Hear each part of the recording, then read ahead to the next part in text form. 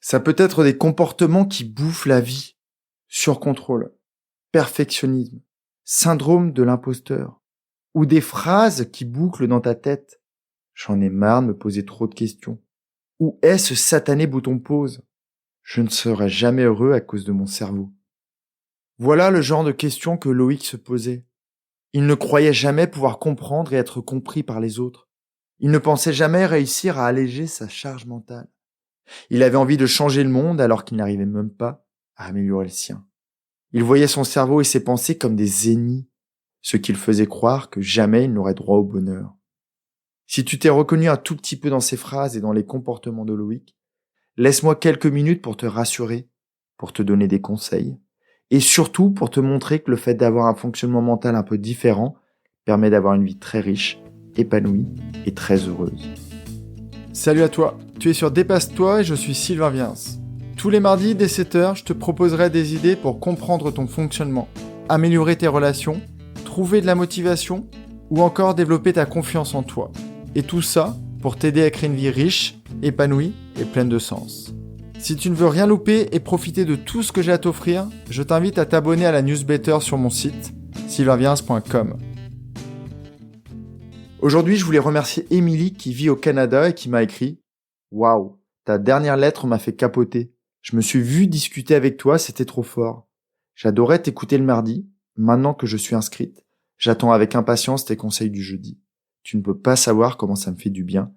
Gratitude. » Alors merci Émilie pour ton message et j'en profite pour passer le bonjour à tous ceux qui m'écoutent au Canada et plus précisément au Québec. Merci beaucoup. Revenons au sujet du jour. Certains pensent qu'avoir un cerveau qui tourne beaucoup, c'est génial. Mais souvent, ce fonctionnement mental différent s'accompagne de troubles.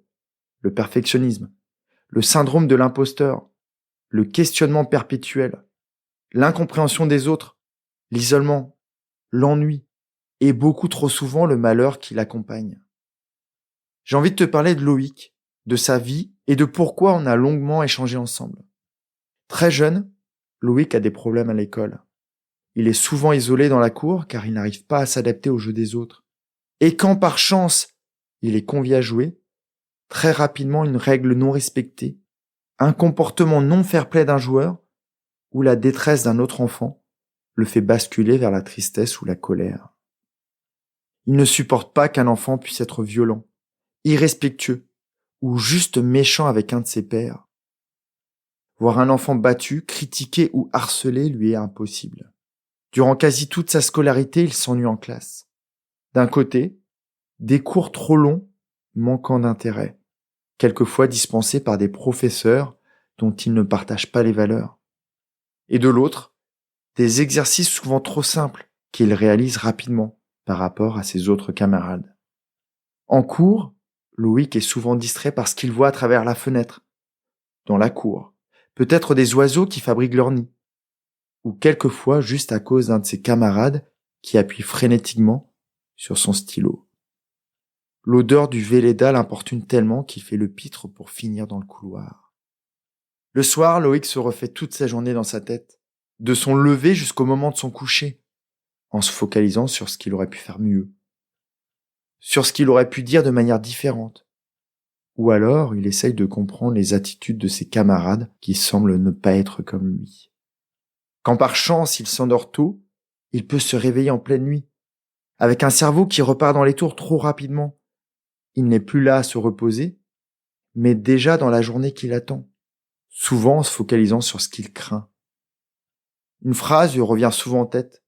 Mais où est ce satané bouton pause? Comment je fais pour arrêter mon cerveau? Loïc est conscient de certaines surcapacités, telles que la lecture, le calcul, la résolution de problèmes. Malheureusement, plus il s'enfonce, plus il se sent malheureux, plus il s'embourbe dans ses problèmes sans même penser à basculer côté solution.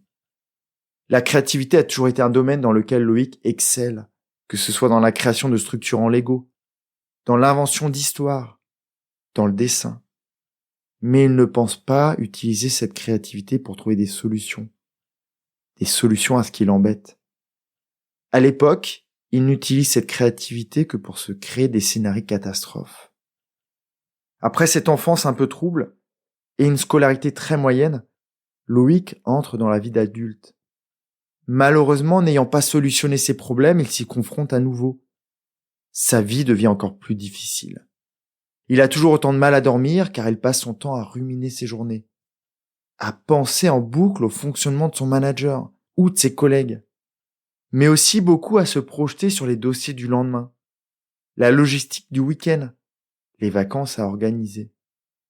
On dit de Loïc qu'il a la bougeotte. Très rapidement, trop selon les autres, il fait le tour de ses postes. Alors on croit que c'est un glandeur, que rien ne satisfait. Quand ses collègues le voient se perdre dans la lune, ils ne savent pas qu'il a juste fini son travail, qu'il a réalisé bien plus vite que les autres tout ce qu'on lui a demandé. Quand il s'agit de créer, de solutionner, de proposer des choses, Loïc est toujours partant, mais trop souvent, il fait de l'ombre à ses collègues. Bien sûr, involontairement, mais il ne comprend pas leur mépris. Le soir, il rentre chez lui épuisé d'avoir combattu toute la journée, combattu son ennui professionnel, combattu les réactions étranges de ses collègues, combattu ses propres réactions face aux critiques.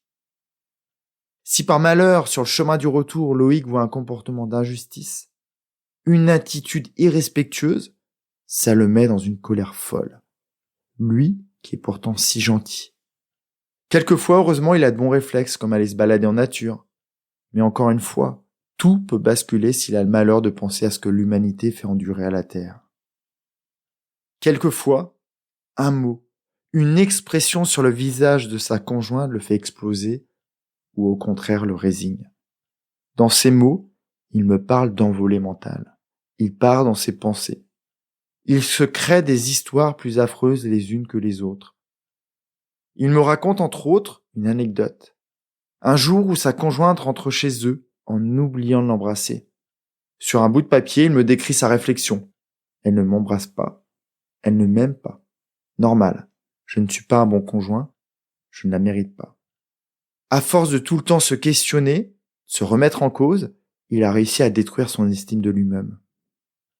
Bref, Loïc est extrêmement malheureux, très en colère mais ne sait pas pourquoi.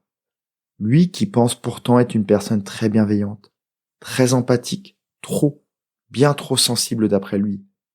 Il pense ne pas être adapté à un monde qu'il considère cruel, individualiste, corrompu, irrespectueux. Quand on en parle la première fois, il s'écroule devant moi car il est bourré de croyances qui le limitent. Il pense ne pas pouvoir changer. Normal, ça fait plus de 30 ans qu'il vit tout ça. Il pense que comme le monde ne changera pas, il ne sera jamais bien. Et ça lui fait penser à des solutions bien trop radicales. Il pense que jamais il ne comprendra les autres. Et surtout, il commence à se demander s'il n'est pas un peu malade. Son objectif est simple, ne plus être malheureux. Quand je lui demande de le reformuler de manière plus positive, il me rétorque « Non, je ne cherche pas le bonheur, juste être moins malheureux. » Au fil des séances, de nos échanges, Loïc comprend qu'il n'est pas le seul, qu'autour de lui, il y a des personnes comme lui qui pensent différemment, qui sont peut-être plus sensibles au monde qui les entoure. Lui qui a juste tendance à se focaliser sur celles qui sont différentes, qui bafouent ses valeurs à longueur de journée. Plus on parle, plus il se rend compte qu'il connaît des personnes comme lui, souvent anxieuses. En fait, il en repère dans toutes les phases de sa vie.